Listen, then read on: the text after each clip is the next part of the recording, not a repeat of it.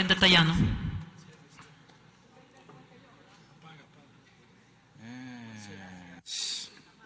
Gracias, señora presidenta encargada de dirigir la sesión. Durante el decurso de este debate queda absolutamente claro algo, señores legisladores, que quienes durante 10 años fueron enemigos de la libertad de expresión, hoy cuestionan, entre comillas, con argumentos, una reforma necesaria, porque cuando hablamos de información y de comunicación, nos estamos refiriendo a un derecho también reconocido por los tratados internacionales como un derecho humano y una garantía ciudadana. No podemos iniciar este debate sin dejar de reconocer el arduo trabajo que ha realizado la Comisión precisamente para tratar de compilar todas las propuestas de reforma que han sido presentadas en función del texto que hoy nos encontramos debatiendo en primer debate. Un trabajo arduo porque hoy estamos conociendo una reforma a más de 60 artículos de la ley. Y claro está, de acuerdo al mandato constitucional, tiene y debe que existir una ley de comunicación. Y esa es la respuesta a que hoy estamos tramitando una reforma parcial, porque efectivamente el Estado ecuatoriano no puede dejar de contar con una ley de comunicación. Pero el problema nace de la parte reguladora de la ley que estamos reformando, porque lamentablemente se confundieron conceptos elementales, con la única finalidad de controlar, de intrometerse, de generar un monopolio de los medios de comunicación. Se cometió un error garrafal. Se determinó que la comunicación es exactamente igual como el agua potable o como el alcantarillado. Ese es el ejemplo claro, porque se la señaló, se la conceptualizó y se la determinó como un servicio público, atentando contra toda norma internacional, como lo dije, de tratados de derechos humanos, porque la comunicación jamás es un servicio público, la comunicación es un derecho, y es precisamente eso lo que recoge esta reforma. En un sinnúmero de artículos trata de adecuar este concepto que regresa al derecho y no hacia la línea del servicio público.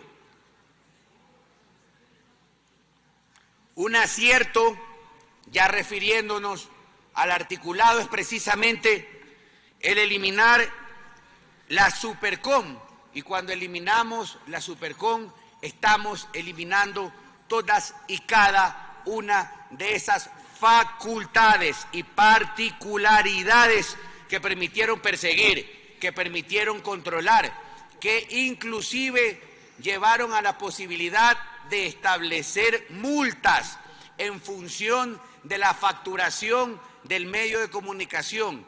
Estas multas produjeron en la práctica la quiebra de muchos medios de comunicación, de prensa escrita, de prensa radial y de prensa televisiva, inclusive de prensa televisiva local en algunas provincias pequeñas del Ecuador.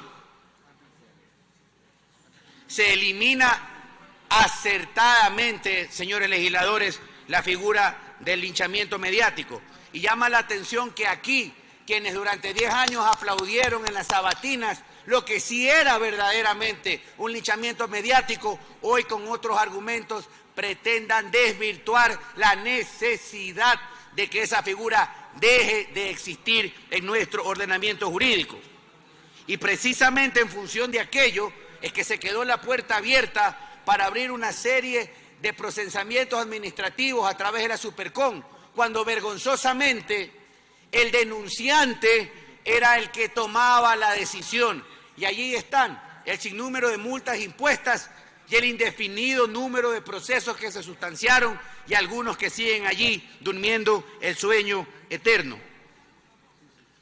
El artículo 22.1 de la reforma propuesta se refiere a la posibilidad y habla acerca de la reparación integral. Y aquí un concepto fundamental que debemos precisar. La reparación integral y a ese nivel es un concepto que jurídicamente tiene y solo puede ser dispuesto a través de una actividad jurisdiccional, es decir, que un juez debe reconocer la violación del derecho y luego puede disponer una reparación, fundamentalmente asemejada a un fallo de justicia constitucional, pero no podemos vía administrativa introducir esa figura. Y además, el propio artículo 22.1 dice: en el caso de vulneración a los derechos de la comunicación, se establecerán mecanismos de reparación integral que restituya al estado anterior de los hechos y satisfaga al ofendido. ¿Cómo vamos una eventual injuria? ¿Cómo vamos a resarcir tal vez un comentario o un exabrupto de un comunicador o de un editorial de un medio de comunicación si el acto fue cometido, si el perjuicio ya fue causado? Precisamente para eso, en el ordenamiento jurídico ordinario, señora presidenta encargada, existen normas en la justicia civil, en la justicia penal. Ese es el camino. Cuidado, confundimos conceptos. Cuidado, dejamos la puerta abierta a través de la reparación integral nuevamente para la subjetividad. Y ese objetivo, que es precisamente quitar facultades exorbitantes que se aplicaron de manera subjetiva, lo estamos dejando vivo con figuras como estas. Ese es un tema que lo haré notar por escrito a la comisión, pero que necesariamente tenemos que tenerlo absolutamente claro.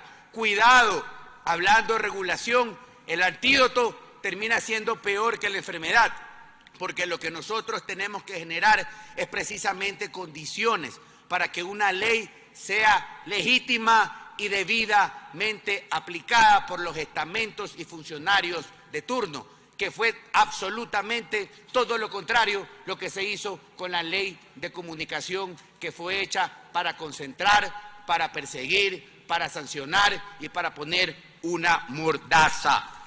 Ahora, siguiendo con este lineamiento, queda absolutamente claro que tenemos que revisar el cómo se va a reparar y cuáles son los límites y cuál es el norte.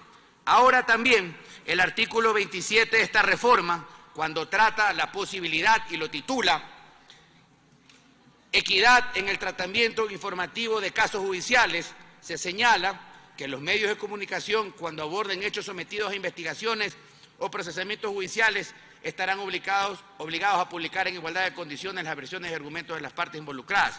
Existe hoy ya el derecho a la réplica y está totalmente normado, regulado, y es más, en esta reforma también hacemos referencia a aquello. Pero aquí hay una imprecisión, porque cuando hablamos de una investigación, obviamente nos estamos refiriendo a una investigación delictual que es de la órbita de la jurisdicción penal. Y para nuestro ordenamiento jurídico, una investigación de acción pública es reservada y un medio de comunicación no puede hacer nota alusiva a aquello, simplemente una referencia. Por lo tanto, ese sí es un error de fondo que tiene que ser eliminado de la propuesta de reforma. Y cuidado, estamos pretendiendo generar una tercera instancia de debate, porque un problema judicial tiene que tratarse y resolverse en lo jurisdiccional, no puede trascender a otra esfera. No puede irse más allá y convertirse, señora presidenta y señores asambleístas, en un cruce de acusaciones. Las garantías para replicar están en esta ley. Y si se vulnera un derecho, tenemos que ir directamente, sin medios, sin intermediarios, sin perder tiempo, sin crear burocracia, sin dar facultades a estamentos administrativos. Para eso es la norma civil, para eso es el Código Orgánico de Procesos, para eso es el Código Orgánico Integral Penal, para que un ciudadano que se sienta afectado comparezca mediante una demanda, mediante una denuncia, su caso sea acogido, sea tramitado y la justicia resuelva la controversia. Reitero, cuidado, caigamos en subjetivismos y cuidado, nuevamente el tan cacareado por aquí, populismo jurídico. No necesariamente escribir mucho, no necesariamente escribir muchas garantías e instituciones como estas nos van a garantizar una correcta aplicación de la ley y mucho más aún que lo de fondo, una correcta tutela de los derechos que eventualmente pueden ser vulnerados de los ciudadanos. Así es que en esta ley hay que revisar con detalle porque hay algunas imprecisiones y llevan directamente al subjetivismo. Finalmente, señora Presidenta, en relación con la Cordicom, salimos de la Supercom y ahora vamos a hablar de la Cordicom. Sí, claro, alguien tiene que regular, efectivamente. Hay que generar políticas, hay que establecer parámetros. Pero es un error de fondo que este estamento sea presidido por un delegado del Ejecutivo y que ese delegado del Ejecutivo también tenga el voto dirimente. Ese es un tema que necesariamente tiene que ser revisado. Reitero, cuidado. Terminó su tiempo, asambleísta. Finalmente, señora Presidenta, y con esto termino, la inseguridad ciudadana es un problema, no es una percepción, no es una realidad, y jamás el victimario tiene y puede tener más derechos que las víctimas. Cuando alguien viola, cuando alguien asesina, cuando alguien roba, está alterando un derecho privado, pero también el de la colectividad. Y por lo tanto la colectividad entera debe tener el derecho de, en delitos flagrantes, conocer quién está delinquiendo, porque eso también va a ayudar a que se presenten denuncias, a que no se apliquen procedimientos sumarios, a que los delincuentes en este país entren y salgan de las cárceles como que si fuera su casa. Y eso no es populismo penal, eso no es demagogia. Esa propuesta no dice que se respetan derechos humanos, Presidenta, termino, no dice que se vulnere el debido proceso. Gracias, señora Presidenta, señores legisladores.